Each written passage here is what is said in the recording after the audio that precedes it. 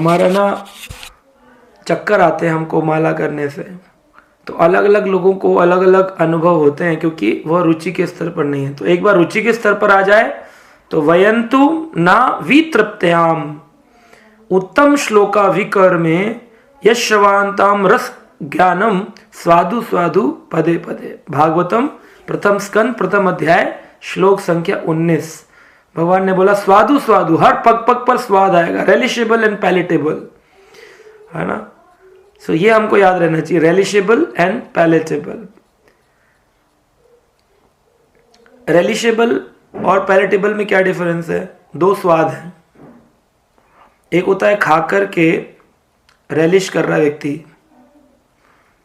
तो जब रेलिशेबल होगा ना तो उसको और खाने की इच्छा होती है। कोई फ्रूट क्रीम खा ली, गुलाब जामुन खा लिया, मन करता है और एक कटोरी मिल जाए, एक और मिल जाए, तो उसको उसमें रेलिश होता है। और पैलेटेबल होता है, इसको तालू को जुबान के ऊपर पैलेट कहते हैं। तो इसमें टंग के ऊपर छोटे छोटे उनको टेस्ट बर्ड्स कहते हैं, टेस्ट बर्ड्स। तो उन टेस्ट बर्ड्स से एक अच्छे स्वाद की अनुभूति होती है। तो व्यक्ति कहता है बड़ा मजा आ गया। रेलिशेबल में और खाने की इच्छा होती है, पैलेटेबल में संतुष्टि का एहसास होता है। तो भागवतम रेलिशेबल भी है, हरि कथा, और पैलेटेबल भी है, स्वादिष्ट भी है, नरिशमेंट भी देती है, संतुष्टि भी देती है, और खाने का और सुनने का मन करता है। तो रुचि दो प्रकार की है, हम सुनेंगे। रुचि के दो टाइप हैं।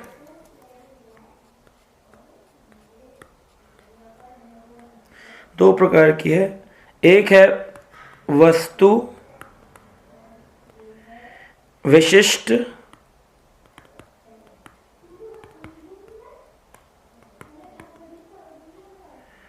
अपेक्षणी,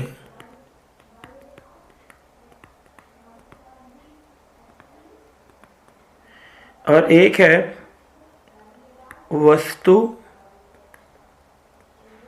विशिष्ट अनअपेक्षणी।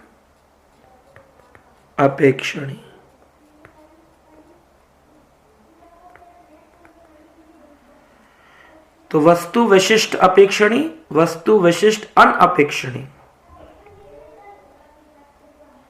तो इसमें क्या डिफरेंस है?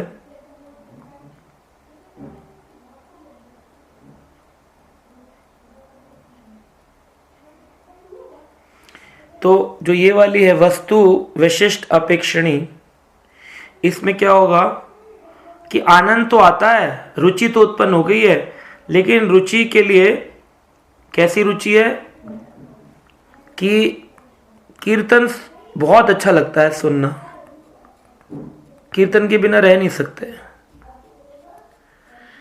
लेकिन कीर्तन के लिए क्या चाहिए? सिंगर बढ़िया होना चाहिए, इंस्ट्रूमेंट बढ़िया होना चाहिए।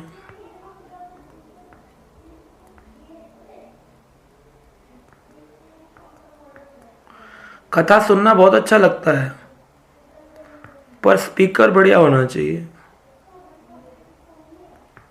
कथावाचक बढ़िया होना चाहिए।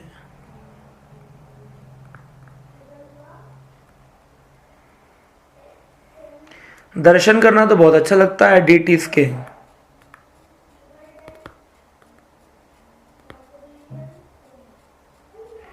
लेकिन डेकोरेशन बढ़िया होना चाहिए।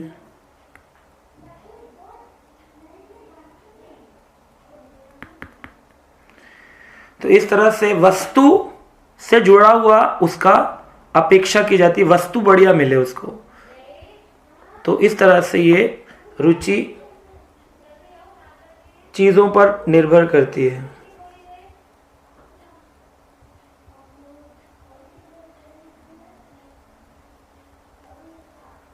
और वहीं दूसरी ओर वस्तु विशिष्ट अनपेक्षणी,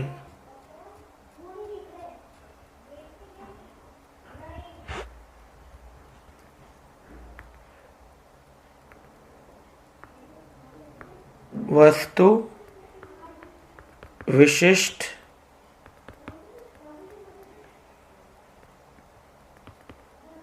अनपेक्षणीय।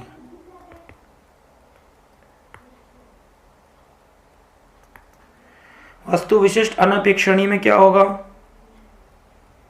कि उसका अटैचमेंट जो है भगवान की कथाओं से और कीर्तन से होगा, चाहे कीर्तन स्वर में चले, ताल में चले, लय में चले या ना चले, कथावाचक कोई भी हो,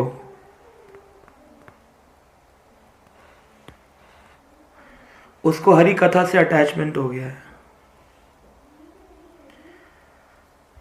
उदाहरण के लिए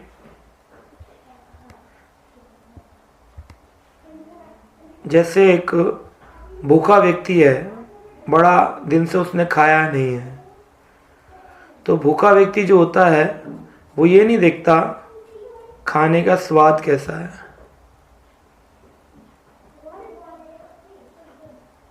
वो सीधा खाने की इच्छा करता है।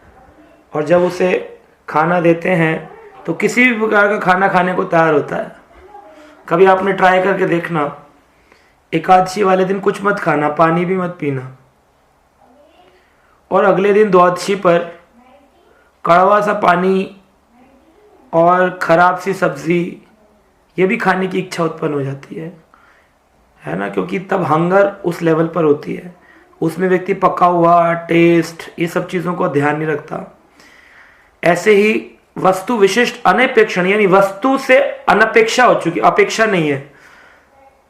कोई भी कथा सुना दे, कोई भी कीर्तन कर दे, इंस्ट्रूमेंट बजे ना बजे, मुझे तो हरी कथा। अब सुखदेव गोस्वामी जब परीक्षित को कथा सुना रहे थे तो वहां कौन सा हारमोनियम मृदंगा करताल बजा के सुना रहे थे, कौन से स्पीकर्स लगे हुए थे बढ़िया क्वालिटी के, कौन सा गार्डन था जहां पर बढ़िया धूप आ रही थी या बहुत एसी लगा हुआ था। कहाँ सुना रहे हैं? बैठ कर के नदी के किनारे सुना रहे हैं, और हजारों ऋषि सुन रहे हैं, उन तक आवाज जा कैसे रही है। जब नैमिषारण्य में सुद गोस्वामी भागवत सुना रहे हैं, 88,000 ऋषि सुन रहे थे, उनको कैसे सुनाई दे रहा था? 88,000 समझते आप? 88,000, 88,000 लोग सुन रहे हैं, और एक सुद गोस्वामी बिना माइक बिना स्पीकर के बोल रहे हैं। कैसे सुन रहे हैं? क्योंकि वो लोग वस्तु विशिष्ट अनपेक्षणीय रुचि तक उनकी भक्ति पहुंची थी, जो वस्तु पर निर्भर नहीं करती है। हमें स्पीकर चाहिए, उसके मिलियन व्यूज होने चाहिए, पॉपुलर होना चाहिए, दिखने में अच्छा होना चाहिए, बहुत सारे नियमों पर हम हरि भक्ति करना चाहते हैं। वो गाता बहुत अच्छा है, उसके बाल बहुत अच्छे हैं, वो सुंदर दिखता है, उसकी टी शर्ट बहुत अच्छी है, उसका इंस्टाग्राम बहुत अच्छा है, उसका फेसबुक बहुत अच्छा है। ये हरि कथा का कोई मापदंड नहीं है।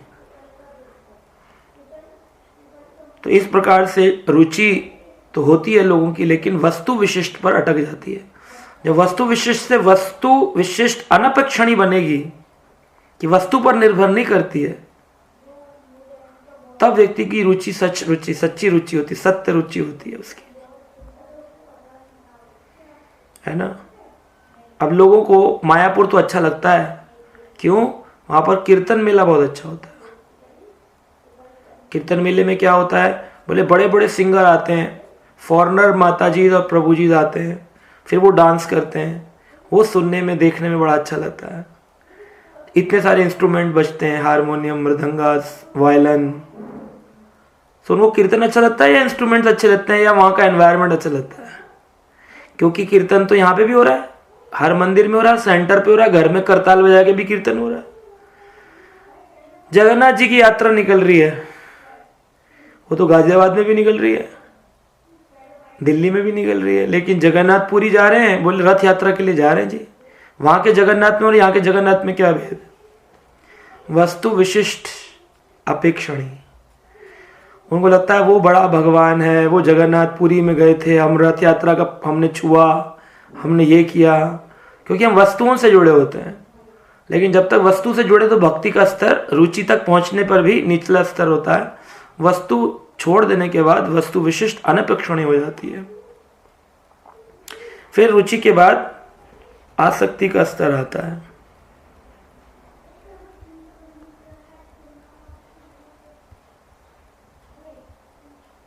तो अब आती है आसक्ति।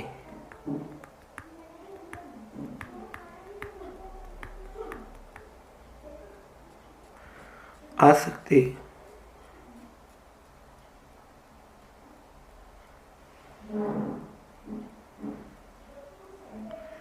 तो रुचि में और आसक्ति में क्या भेद है, साथ में समझेंगे, क्योंकि कभी कभी लोग सोचते हैं बात तो एक ही हुई ना। रुचि में इंपॉर्टेंस दी जा रही है भजन को, इंपॉर्टेंस दी जा रही है डांस को, नृत्य को, इंपॉर्टेंस दी जा रही है रीडिंग को यानी अध्ययन,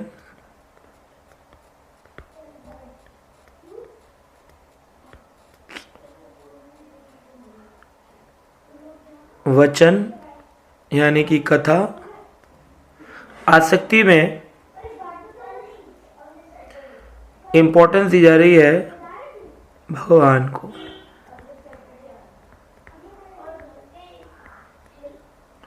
आप कहेंगे कैसे डिफरेंस समझें? रुचि में जब आप भजन कर रहे हैं और यहाँ पर जो आप कर रहे हैं, यहाँ पर अगर एप्रिसिएशन मिले तो अच्छा लगता है, लेकिन एप्रिसिएशन ना मिले तो दुख लगता है। लेकिन आसक्ति के स्तर पर एप्रिसिएशन की जगह अगर मार पड़े ना, पिटाई हो,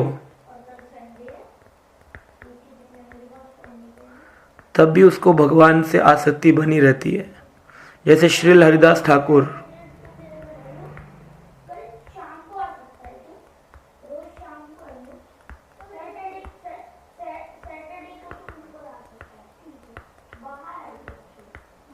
हरिदास ठाकुर को 22 बाजारों में मारा गया, लेकिन हरिदास ठाकुर ने भगवान का भजन नहीं छोड़ा, क्योंकि उनकी आसक्ति भगवान में थी, अपने मान सम्मान में नहीं थी।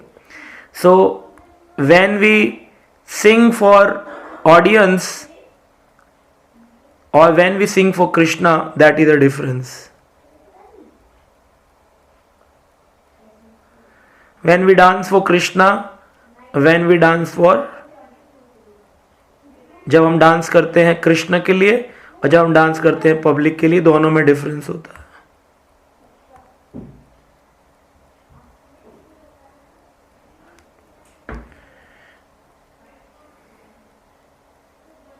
रुचि के स्तर पर जबरदस्ती, फोर्सफुली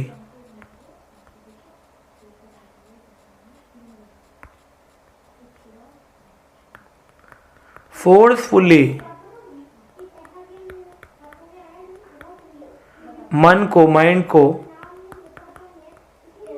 लगाना पड़ता है भगवान के चैंटिंग में, रीडिंग में,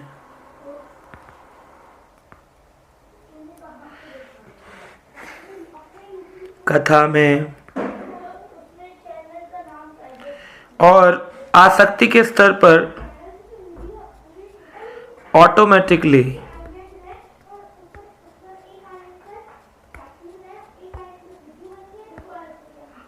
मन जो है वो कृष्ण की ओर ही जाता है। आसक्ति का मतलब है अटैचमेंट। एक बार कृष्ण से अटैचमेंट हो गया, फिर फोर्स लगाने की जरूरत नहीं होती है। श्रील प्रभुपाद ने अपने भक्तों से कहा, You all chant because you are asked to chant. I chant because I like to chant. So, Prabhupada ji को भगवान का नाम जपना अच्छा लगता है और हम लोगों को ज़बरदस्ती जपना पड़ता है क्योंकि नियम दिया गया है। तो रुचि के स्तर पर गोपियाँ जो थीं वो कृष्ण से कहती हैं कि कृष्ण, कभी ऐसा हो सकता है कि तुम हमारे मन से बाहर निकल जाओ, ताकि हम घर का कुछ काम कर सकें। कृष्ण कहते मैंने थोड़ी पकड़ के रखा है तुम्हारे मन को। कह रहे तुमने हमारे मन को नहीं पकड़ के रखा, लेकिन हमारे मन ने तुमको पकड़ के रखा है। ऐसा एक पल नहीं जाता जब हम तुम्हारा स्मरण नहीं करते हैं। ऐसा कोई अरेंजमेंट नहीं हो सकता कि तुम कभी कभी हमारे मन से हट जाओ और फिर हम अपने घर में काम ध्यान से कर सके। तो ये है डिफरेंस आसक्ति में। आसक्ति का स्तर एक बार प्राप्त हो जाए तो कैसे पता करेंगे कि व्यक्ति आसक्ति के स्तर पर आया है? मुश्किल से मिलेंगे देखने को ऐसे लोग, लेकिन फिर भी हम पढ़ रहे हैं, शायद कोई हम में से एक पहुंच गया हो उस पर लेवल पर।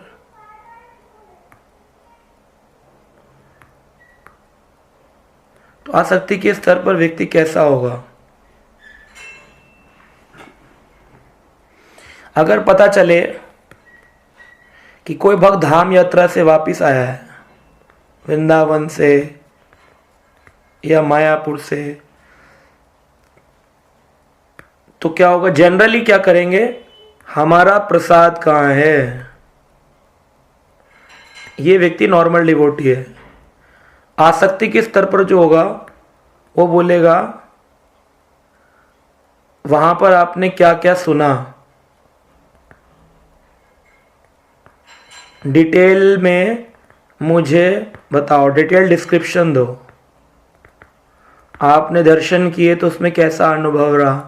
कहेगा प्रसाद ले लेना आप मेरे से, मैं बात कहने प्रसाद नहीं चाहिए हमको, हमें तो डिटेल बताओ, भगवान ने क्या पहना था, कैसे कपड़े थे, क्या सुना तुमने। ये आसक्ति का स्तर होता है। अगर कैसे पता चलेंगे आसक्ति हो गई है? सेकंड पॉइंट, अगर किसी भक्त के हाथ में एक बुक है तो जनरल आदमी पूछेगा क्या पढ़ रहे हो?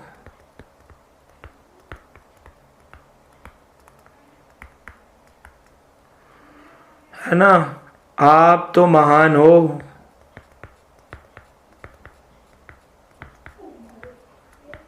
ये बातें करेंगे।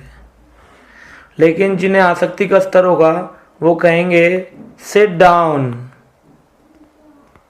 And tell some past times, कुछ भगवान की लीलाएं हमें भी सुनाओ, आपने क्या रेलिश किया है। तो सीखने की इच्छा होगी कि दूसरे हर व्यक्ति से कुछ सीख सकूं, कुछ सुन सकूं भगवान के बारे में।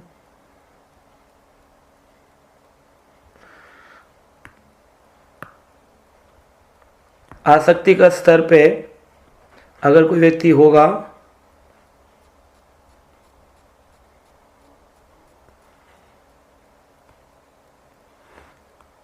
तो थर्ड पॉइंट है, क्लास दे रहा होगा कोई और अभी उसको 1 साल हुआ है मंदिर से जुड़े हुए, और जो सुन रहा है उसको 20 साल हो गए, तो वो क्या करेगा? वो अपने नोट्स कॉपी निकालेगा और इस 1 साल वाले के जो अनुभव हैं, एक्सपीरियंसेस, उनको भी नोट डाउन करेगा।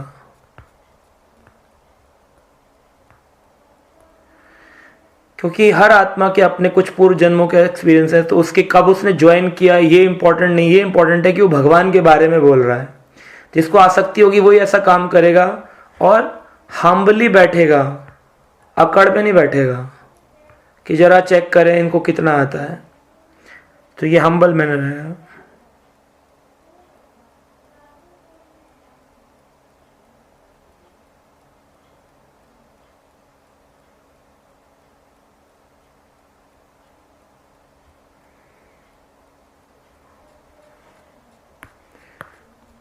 जिस व्यक्ति को आसक्ति हो जाएगी भगवान में,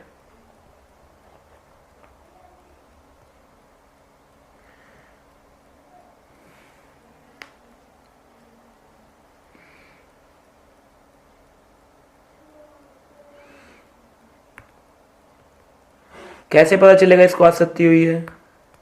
अगर वो किसी बच्चे को, छोटे बच्चे को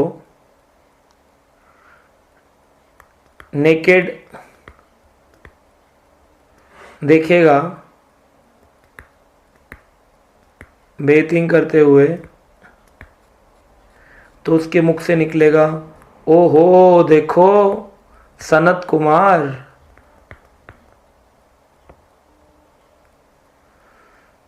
या फिर चतुष कुमार।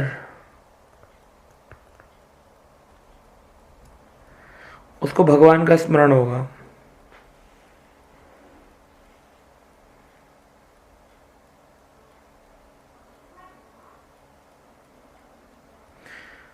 अगर कोई व्यक्ति को आसक्ति का स्तर प्राप्त होगा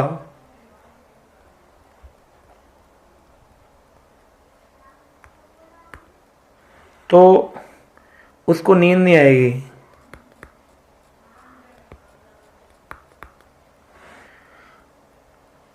प्रॉपरली वॉक नहीं कर पाएगा। उसका जीवन ऐसे होगा लाइक अ मैडमैन।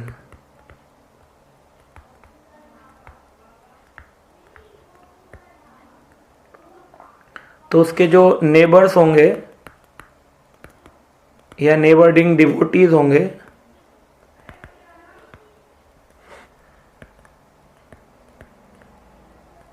वो बोलेंगे कि लॉस्ट इंटेलिजेंस हो गई है इसकी, ये तो पागल हो गया है।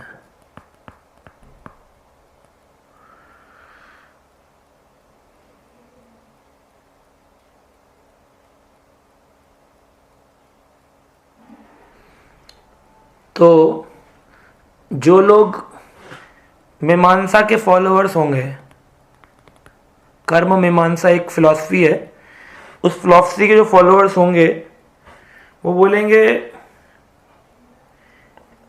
He is full.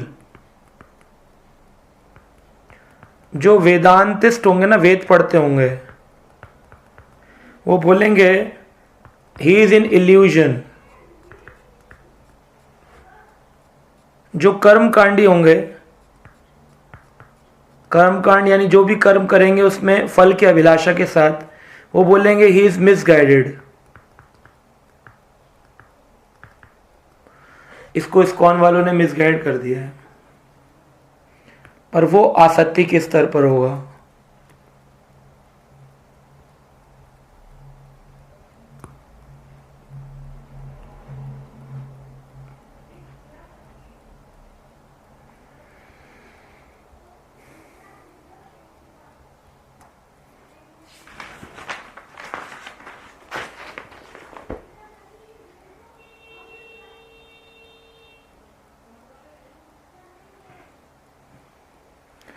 और जो द्वेषी होंगे, यानी जेलस करने वाले,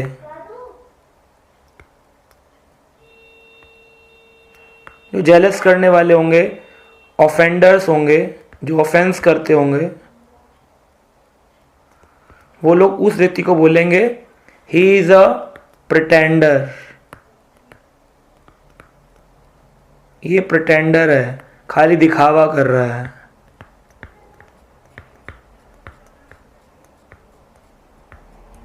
भक्ति कोई दिखाने का विषय है, जानबूझकर ऐसा करता है, प्रिटेंडर है। और जो सच में डिवोटी होगा उसी के समान स्तर पे, वो बोलेगा he has achieved the essence of भक्ति।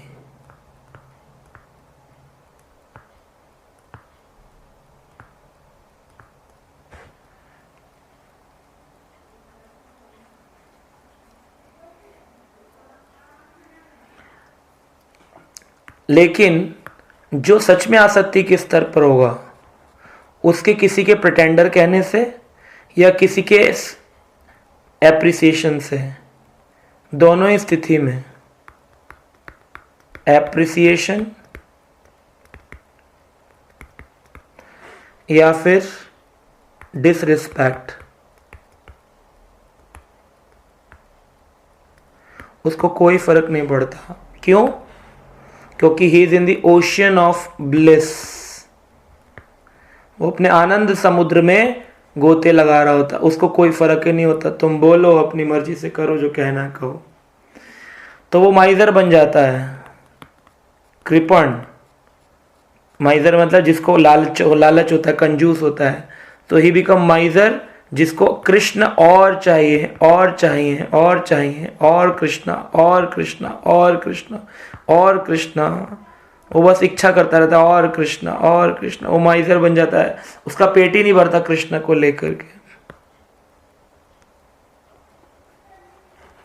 तो ये व्यक्ति अगर ऐसे सिम्टम्स दिखाता है तो वो व्यक्ति आसक्ति के स्तर पर है। फिर आता है भाव का स्तर। ये 8वीं सीढ़ी है। मनुष्य शरीर से हम भाव तक जा सकते हैं। तो भाव के अंदर 2 कैटेगरी हैं।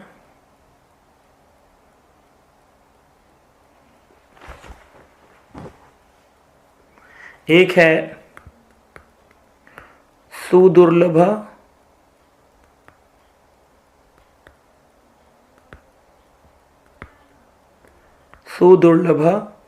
और एक है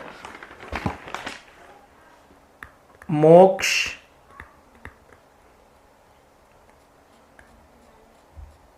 लघुता कृता। ये हमने पहले भी पढ़ा था भाव भक्ति के अंदर। भाव भक्ति के 2 स्टेजेस हैं, सुदुर्लभ, मोक्ष लघुता कृता।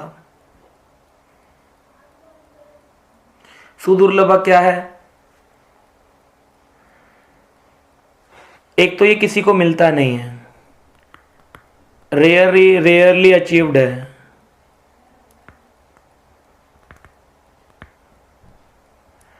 सुदुर्लभ क्योंकि भाव तक कोई पहुंच ही नहीं पाता, जो पहुंच गया वो उसका मतलब ही सुदुर्लभा।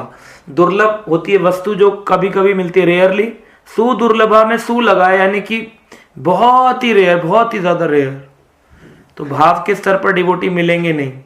संसार में तो भाव की बात होती है, लेकिन वो ये भाव नहीं है, रेयरली अचीव्ड।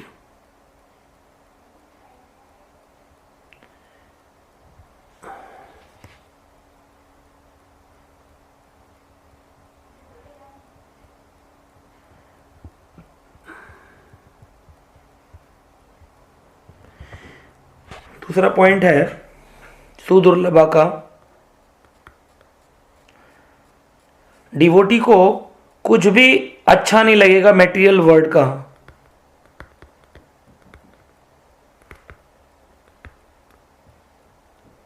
यहां तक कि उसको लोगों को देखना भी अच्छा नहीं लगेगा।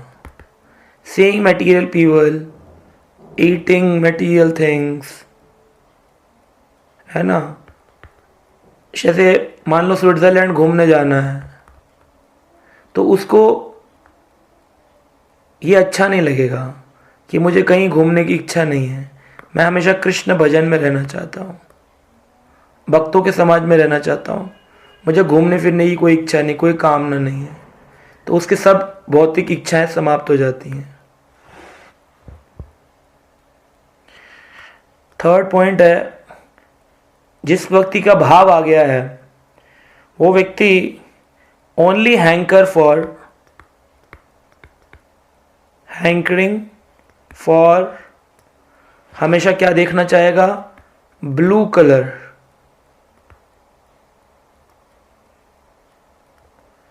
जिससे उन्हें कृष्ण के नेत्र, कृष्ण का विग्रह शरीर, कृष्ण की बॉडी, वो ही स्मरण आता रहेगा।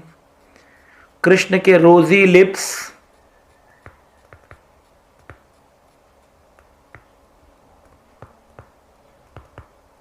बस। पिंक कलर देखेगा तो कृष्ण के लिप्स याद आएंगे, ब्लू कलर देखेगा तो कृष्ण की बॉडी याद आएगी, पीला कलर देखेगा तो कृष्ण का पीतांबर याद आएगा। उसको कुछ भी दिखा दो संसार का, सोना दिखाओगे तो कृष्ण के बोलेगा अरे ये तो राधा रानी का कलर है, उसको सोना नहीं दिखेगा, दिखना ही बंद हो जाएगा। वो ये नहीं बोलेगा गोल्ड है, अच्छा अच्छा गोल्ड है, गोल्ड नहीं बोलेगा, बोलेगा ये तो बेकार है एकदम।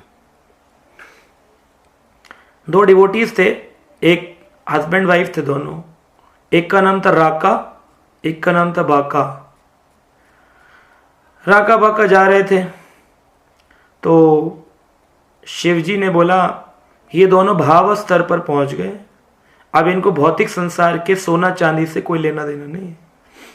तो उन्होंने कहा गरीब है ना, पार्वती ने कहा एक बार सोना मिल जाए इनको फिर पता चले, क्योंकि वैराग तब तक अच्छा लगता है जब तक हो नहीं चीज़, जब हो और फिर आसक्ति ना हो, संसारी मेटीरियल आसक्ति, तब तक लगता है व्यक्ति को अरे ये इसलिए ऐसी बातें करते क्योंकि इनके पास है नहीं। भौतिक संसार के लोग यही सोचते हैं, ये स्पिरिचुअल लोग ऐसी बातें इसलिए करते हैं इनके पास है नहीं, अगर होगा ना ये भी खूब भोग करेंगे, मजे करेंगे, ये भी है नहीं ना इनके पास। तो राका बाका चल रहे थे तो शिव जी को पार्वती जी के कहने पर शिव जी ने एक सोने की ईंट डाल दी रास्ते में, और राका बाका सत्संग के लिए जा रहे थे। राका हस्बैंड थे, बाका पत्नी थी। तो राका के रास्ते में जब पैर लगा तो उसने देखा एक ईंट है और सोने की है, तो उसने सोचा इससे पहले कि बाका की नज़र पड़ जाए, क्योंकि स्त्री थोड़ी कोमल होती है, डिवोटी बन जाएगी उसके बाद भी सोने का गहना देख के उसको मन करेगा हाय राम कितना अच्छा है। तो उन्होंने उस सोने की ईंट को मिट्टी खोद के और उसमें ईंट को डालने की कोशिश करी, छुपा दो। इतने में बाका तेजी से आई, क्या करने लग गए मेरे हस्बैंड? दौड़ दौड़ी आई, पूछती है क्या हुआ, आप क्या कर रहे हैं? कहा कुछ नहीं, ये सोने, ये जो है ना ये सोने की ईंट पड़ी थी, हमारे किस काम की, हमारे लिए तो ये तुच्छ है, हम तो भगवान का भजन करते हैं, इसलिए मैं इसको रास्ते से नीचे मिट्टी में डाल रहा था। तो बाका कहती हैं बताओ आपने कितना टाइम खराब कर दिया माला छोड़ के, मिट्टी को मिट्टी में मिलाने का आपको क्या मन कर गया? मिट्टी को मिट्टी में मिलाने का क्या मन कर गया? यानी कि बाका की नजर में सोना मिट्टी था। तो राका जो थे उनको लगा कि मुझसे गलती हो गई, मेरी पत्नी तो और भी ऊंचे भाव पर है, भाव स्तर है। तो भाव के स्तर पर आकर के किसी भी मटेरियल चीज की कोई कामना नहीं रह जाती।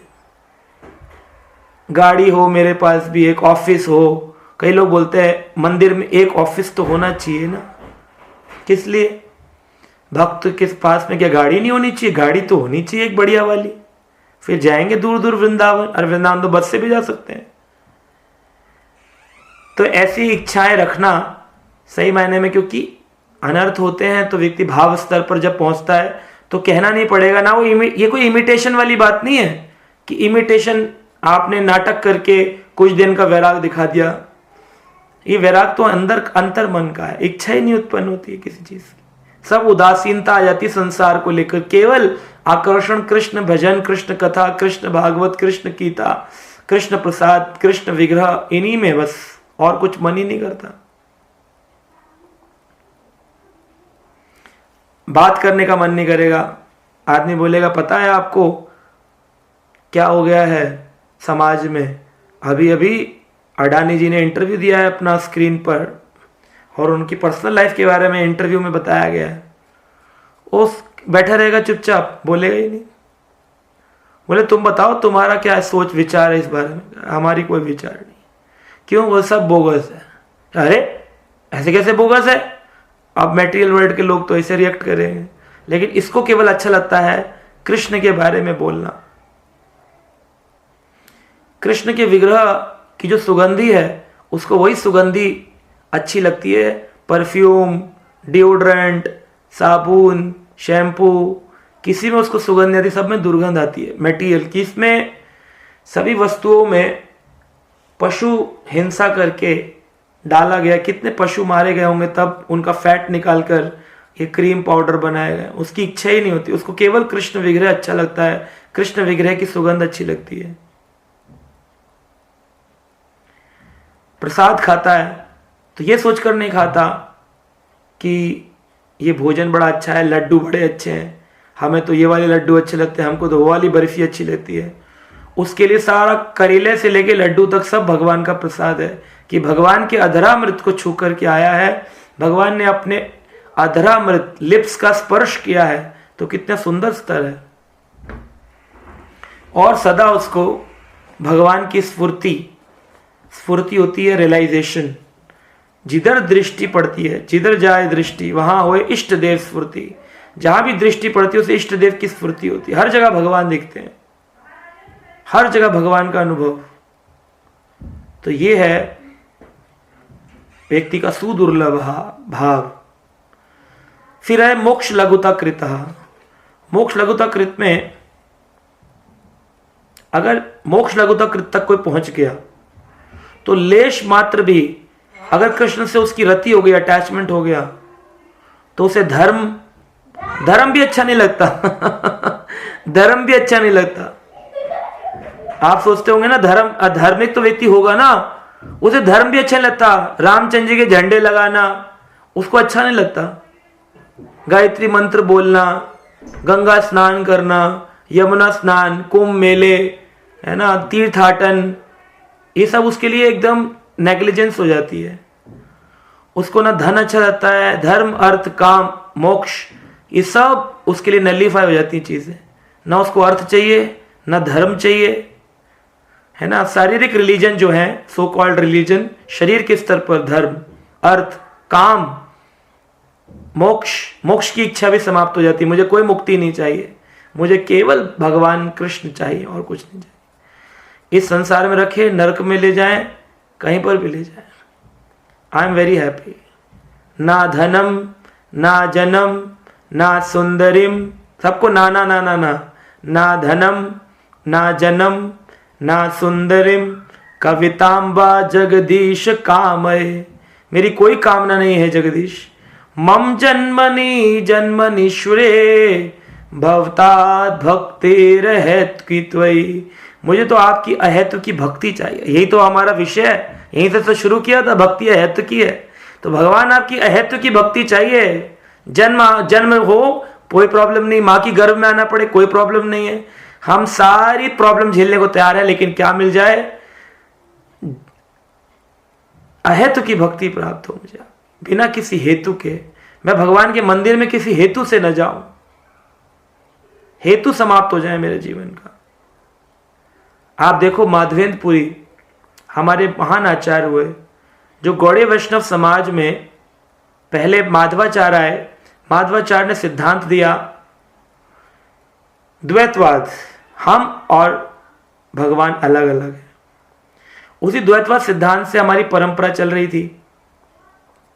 तो जब माधवेंद्रपुरी आए, उन्होंने भगवान श्रीमती राधा रानी का डीटी वर्शिपिंग शुरू किया और भक्ति रस आस्वादन करवाया लोगों को।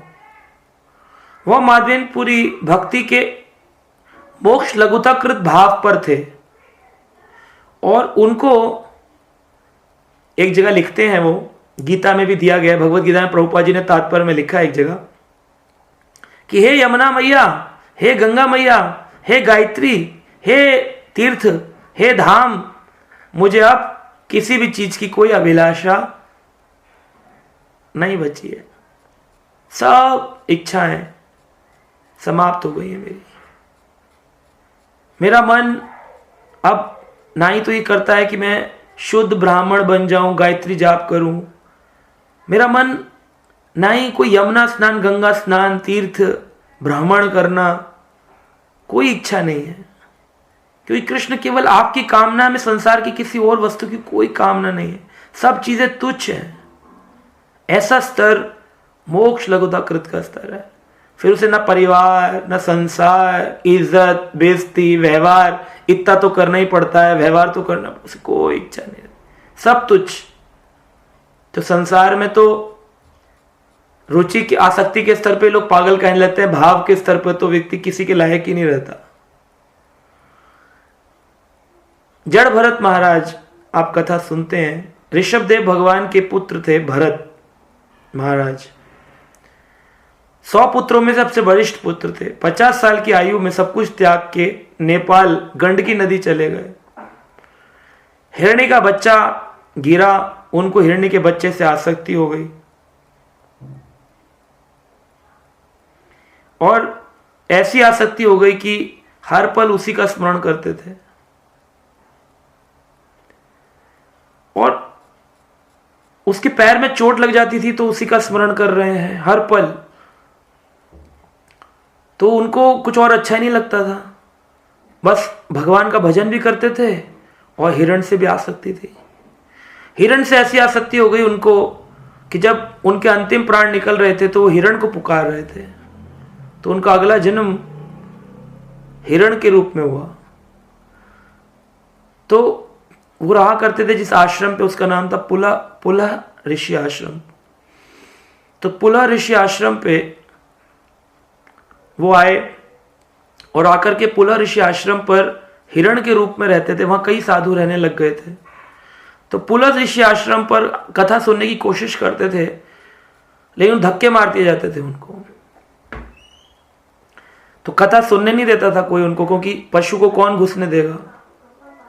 तो स्थिति ऐसी गिर जाती है इस स्तर पर जाकर के, और वो भाव के स्तर पर थे। अब हमारी और अपनी क्या सोचेंगे, हम लोग तो अनर्थों में फंसे हैं। भाव के स्तर पर थे और फिर पतन हो गया उनका। क्यों? कि भाव के स्तर पर भी साधु संग भजन क्रिया का मुख्य अंग है। कृष्ण भक्ति जन्म हैला साधु संग, कृष्ण भक्ति जन्मे पुनः मुख्य अंग। कभी भी डिवोटीज एसोसिएशन नहीं छोड़ना चाहिए। अपने गुरुजनों को, वैष्णव जनों को नहीं छोड़ना चाहिए।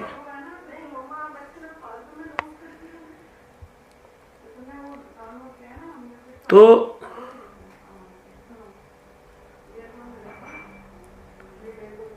ये जो भाव का स्तर है, इससे भी व्यक्ति का पतन हो सकता है। आप सोचिए जरा,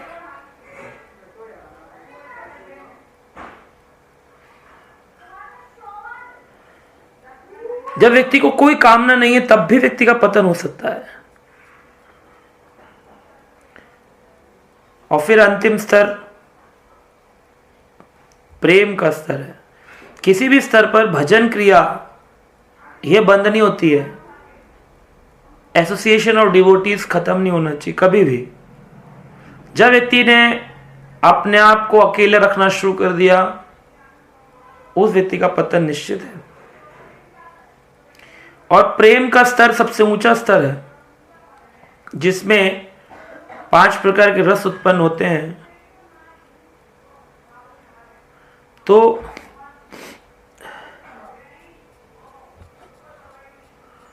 यहां पर इसके 2 भाग बताए गए हैं। संद्रानंद विशेषात्मा, कृष्ण आकर्षणी, श्री कृष्ण आकर्षणी। तो प्रेम का स्तर भी बहुत ऊंचा है। हम चर्चा करेंगे प्रेम के बारे में।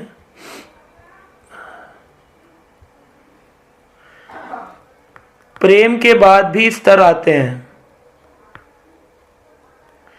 प्रेम के बाद स्नेह आता है, स्नेह के बाद मान आता है, मान के बाद प्रणय आता है,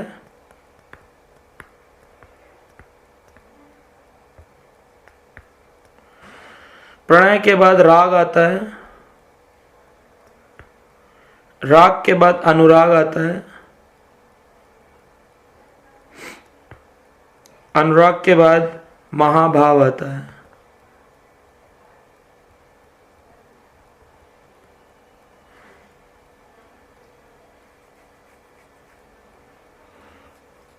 प्रेम का हम चर्चा करेंगे। स्नेह को समझते हैं शॉर्ट फॉर्म में। दर्शन की लालसा की तृप्ति नहीं होती है। कितना भी कृष्ण का दर्शन कर लो, तृप्ति नहीं होती है, स्नेह उत्पन्न हो जाता है। मान के स्तर पर कृष्ण दृष्टता करेंगे, ऐसी लीला करेंगे, कृष्ण अपने को छुपा लेंगे, दर्शन नहीं देंगे और तकलीफ प्रदान करेंगे। मान के स्तर पर कुटिलता धारण करते हैं कृष्ण। प्रणय के स्तर पर जैसे राधा रानी और कृष्ण में कोई भेद नहीं है। राधा कृष्ण एक आत्मा दुई देहधारी, एक ही आत्मा है। तो प्रणय के स्तर पर व्यक्ति को ऐसा लगता है मैं ही कृष्ण बन गया हूं।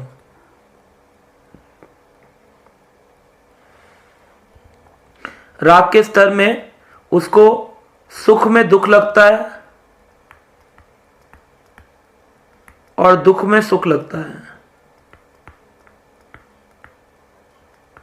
विलाप उत्पन्न होता है, हमेशा रोता रहता है व्यक्ति।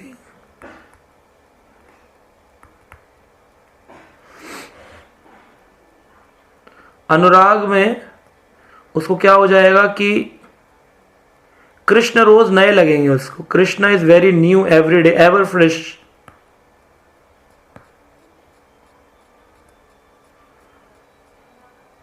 और महाभाव तो चरम सीमा का भाव है, चरम सीमा, जो कि राधा रानी के अंदर देखा जाता है। महाभाव ठाकुरानी श्रीमती राधिका रानी, महाभाव की ठाकुरानी, हेड ऑफ महाभाव। आज तक किसी ने अचीव किया है तो केवल श्रीमती राधा रानी ने, और कोई नहीं है जिसने इस भाव को अचीव किया हो।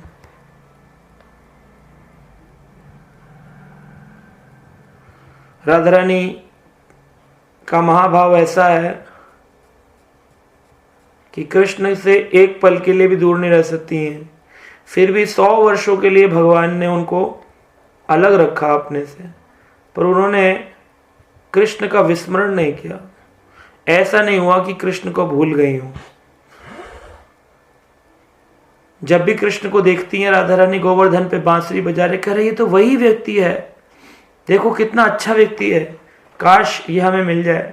ललिता विशाखा कहती है वही व्यक्ति है जिसके साथ तुम रास लीला करती हो, वही है, ये कृष्ण ही है। कह रहे लेकिन आज बहुत नए लग रहे हैं, रोज उनको नए लगते हैं, रोज अच्छे लगते हैं, रोज आनंद देते हैं। तो अब हम प्रेम पे आते हैं, लास्ट, टुडेज लास्ट टॉपिक।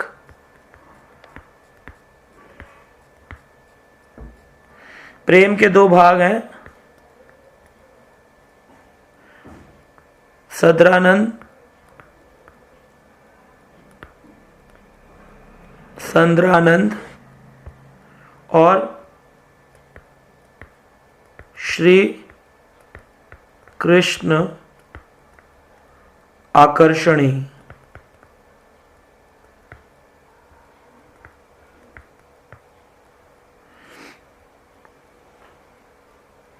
तो इसमें क्या होगा, जब प्रेम किसी को ह्यूमनली बॉडी पर होता नहीं है, क्योंकि प्रेम आने पर ज़्यादातर डेथ आ जाती है और भौतिक शरीर छूट जाता है और उसको फिर पार्षद का शरीर मिलता है। कोई पार्षद बनाते हैं भगवान अपनी लीलाओं में, तभी वो प्रेम को अनुभव कर पाता है।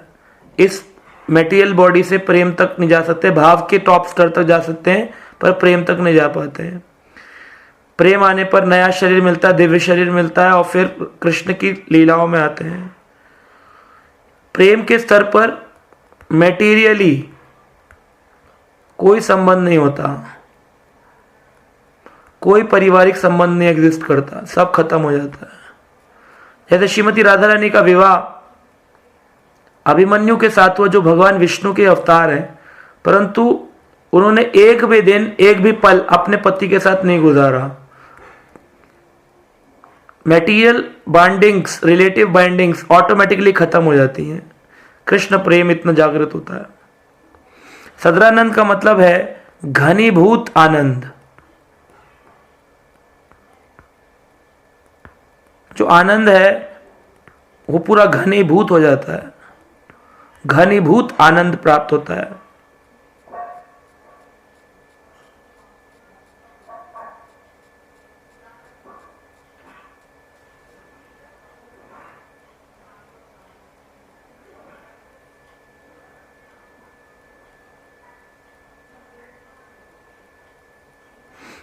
और श्री कृष्ण आकर्षणी स्तर किसी का होता है, जैसे गोपियों का था। तो इसमें क्या होता है कि आंखें कृष्ण का दर्शन करना चाहती हैं,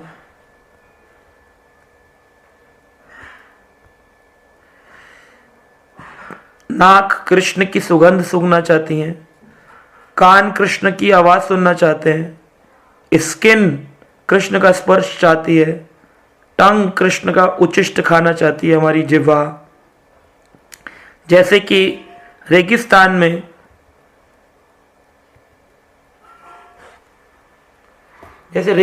के अंदर कभी कोई व्यक्ति धूप में चलता चलता जब एक वृक्ष की छांव में आता है तो उसको कितना आनंद मिलता है। आपको कभी अनुभव करना हो आनंद का तो जून के महीने में पानी मत पीना 6 घंटे और धूप में वॉक करना। जब आप वापस आओ तो बिना पंखा चलाए, बिना एसी चलाए बैठ जाना और नॉर्मल वाटर जो गर्म पानी है उसको पीना, वो भी आनंद देगा आपको। और ठंडा पानी तो पूछो ही मत, है ना। तो भगवान कह रहे हैं रसो अपियस से हम कौन तुए, हे कुंती पुत्र उस जल का स्वाद तो मैं हूं। तो आपको उस दिन कृष्ण के दर्शन होंगे उसमें, उस जल के स्वाद। तो प्रेम के स्तर पर डिवोटी को केवल कृष्ण का शरीर दिखता है। आईज, आंखें हमेशा कृष्ण दर्शन चाहती हैं। नाक भगवान के बारे में सूंघना चाहती है, कान भगवान के बारे में सुनना चाहते हैं।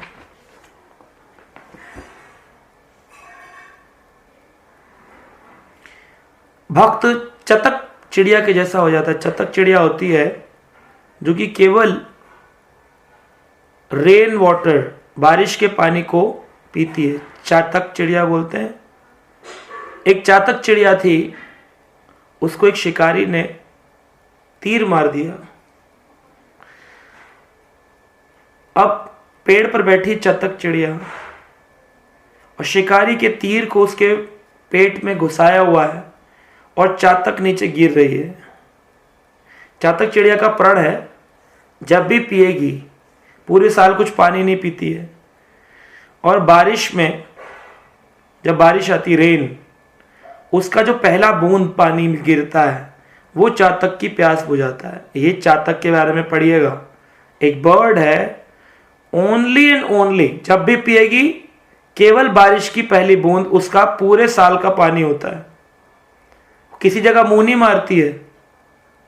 भक्त क्या करता है, मेरे गुरु बिजी हैं, हमने सोचा आपको क्या डिस्टर्ब करें, तो हमने उन वाले प्रभु जी से पूछ लिया, हमने उन वाली माता जी के पास चले गए। आप बाहर थे तो हमने सोचा चलो चलते हैं कहीं और, क्योंकि हम मुंह मारते हैं, हम पशु हैं। लेकिन चातक चिड़िया जिसको प्रेम होता है कृष्ण से, वो चातक चिड़िया केवल बारिश की पहली बूंद लेना चाहती है। वो कृष्ण के अलावा, अपने गुरु के अलावा और किसी और के दरवाजे पर नहीं जाएगी। तो वैसे ही चातक एक पानी की बूंद का इंतजार करती है। अब चातक को जब तीर लगा और वो गिर रही थी तो नीचे पानी था, नदी थी। अब वो गिर सकती थी कि अंतिम पानी पी लूं, अब तो मरी रही हूं। चातक चिड़िया ने तब भी अपने उस प्रण को त्यागा नहीं, उसने अपने मुख को उल्टा कर दिया और बारिश की ओर देखती रही। तभी ऊपर से एक बूंद बारिश की गिरी, पहली बूंद। उस चातक चिड़िया ने उसको पान किया। जबकि चातक का मुंह छोटा सा होता है, वो चाहती तो 2-4 बूंद नदी की या समुद्र की, जहां भी थी जलाशय की, पी सकती थी। ये प्रेम का स्तर है गुरुजनों से, वैष्णवों से और भगवान से।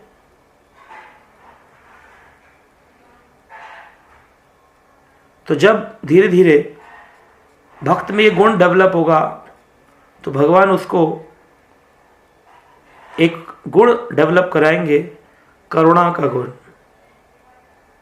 तब भगवान उस पर करुणामय दृष्टि डालेंगे और दृष्टि डाल करके उसको अपना बना लेंगे। तो भक्त के अंदर ऐसे कई गुण डेवलप होंगे जो कि साधारणतः लोगों में होते नहीं हैं। तो कैसे गुण आएंगे?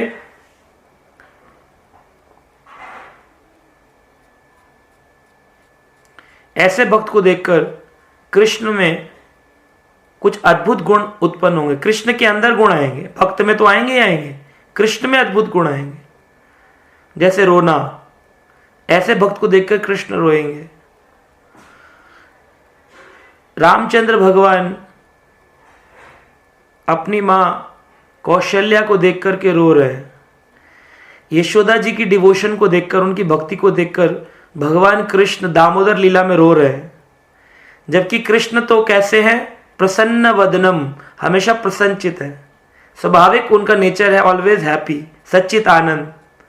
वो एक सच्चित आनंद रो कैसे सकता है? बिकॉज ऑफ डिवोटी का करुणा शक्ति इतनी है। कम जब करुणा में भगवान आते हैं तो भक्त के अंदर, भक्त को देख करके उन्हें रोना आता है, रुदन आता है भगवान को। तो भगवान बोलेंगे, भगवान क्यों रोते हैं? भगवान कहते हैं तुमने मेरे लिए इतने कष्ट सहे हैं। नरसिंह भगवान ने प्रहलाद को देख करके आंसू बहाए। तुमने मेरे लिए इतने कष्ट सहे अपनी भक्ति को करने के लिए। भूखे रहे, प्यासे रहे, तकलीफें सही तुमने सिर्फ मुझको पाने के लिए। तो भगवान के अंदर ऐसे गुण उत्पन्न हो जाते हैं जो कि नॉर्मली भगवान में मैनिफेस्ट नहीं होते हैं।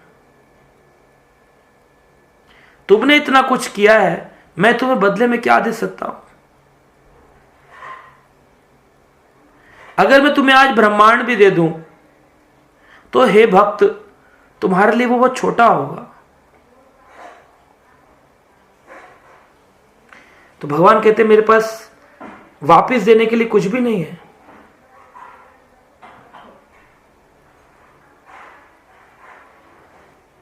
तो भक्त कहता है प्रभु, मुझे ब्रह्मांड की आवश्यकता नहीं है। आपने क्या दिया है? आपने मुझे गुरु दिए हैं। ये भक्त का रिप्लाई है जो प्रेम के स्तर पे है। आपने मुझे अपना प्रेम रूपी महामंत्र दिया है। आपने मेरे तमोगुण, रजोगुण, सत्वगुण का नाश किया है। आपने मुझे नरक में जाने से, यातनाओं से बचा लिया है। अब तो मुझे शर्म आ रही है कि आप ऐसी बातें कर रहे हैं कि आपके पास देने को कुछ नहीं। आपने कितना तो कुछ दे दिया हमको।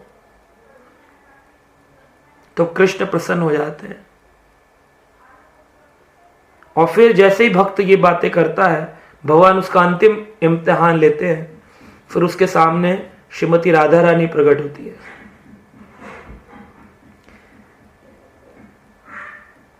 गोवर्धन प्रकट होता है। यमुना मैया के दर्शन होते हैं। ग्वाल बाल सब दिखने लगते हैं उसको। और फिर अचानक से सब कुछ अदृश्य हो जाता है और ये देख करके भक्त मूर्छित हो जाता है। ये कैसे हो गया? और फिर जब मूर्छा उत्पन्न भंग होती है, जब वापस चेतना में आता है, तो वो साक्षात भगवान की लीलाओं में अपने आप को प्राप्त करता है। ये कि प्रेम का ये टॉप मोस्ट स्तर आता है। फिर अपने आप को साक्षात भगवान की लीलाओं में पाता है।